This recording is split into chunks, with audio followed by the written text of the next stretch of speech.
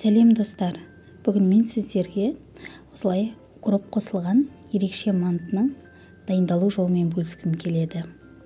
Қамырын көріп тұрғандарыңыздай жыртылмайтын өте керемет болып шығатындай манты дайындаймыз. Енді бұл ата айтып тұрғандай бізге ең алдымен қажеттісі ол укроп. Укропты алдымен жақсылап жуып тазалап аламыз, одан кейін ұсақтап турайтын боламыз. Енді ыдысымызға салқын су құямыз. Мен міндетті түрде салқын сумен илеймін қамырын.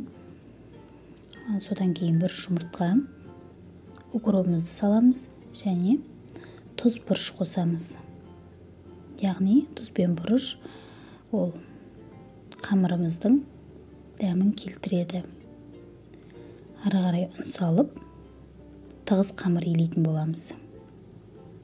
Енді міне осы қамырымыздың бетін жауып, мантымыздың салмасын дайындағанша холодильникке қоя тұратын боламыз.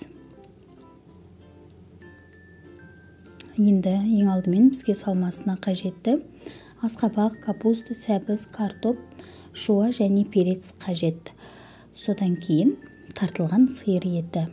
Енді осы салмамыздың барлығын жақсылап көбіктеп турап, осы фаршымыздың үстіне салып бір ыдысқа жинақтайтын боламыз.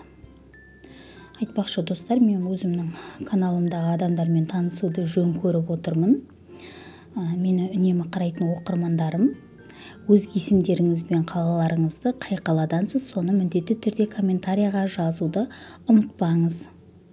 Ал егер де каналыма тіркелмеген болсаңыз, подписаться деп аталатын қызыл кнопканы басып, жанындағы қоңырауша белгісін басуды ұмытпаңыз.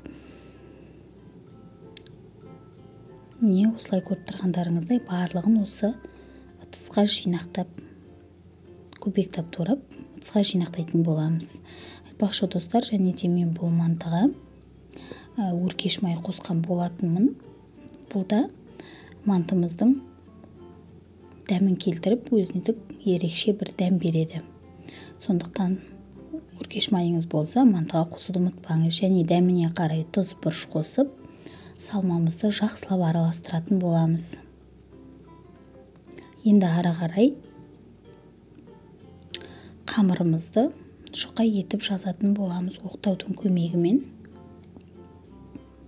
Не көріп тұрғандарыңыздай біздің қамырымыз дайын.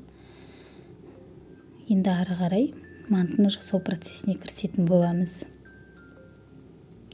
Міне салмаларын мол қылып салып, мантыны түйетін боламыз. Бұндағы манты укроп қосылғандықтан, укроп өзіндік бір дәм беріп тұрады. Сіздер де жасап көріңіздер үй жағдайында. Ары қарай тапамызды майлап, мантымызды мантаваркаға орналастыратын боламыз. Және 40-45 минут көлемінде газға қойып, мантымызды пісіріп аламыз. Міне көріп тұрғандарыңыздай укроп қосылған ерекше, өте дәмді мантымыз дайын болды. Назарларыңызға рахмет.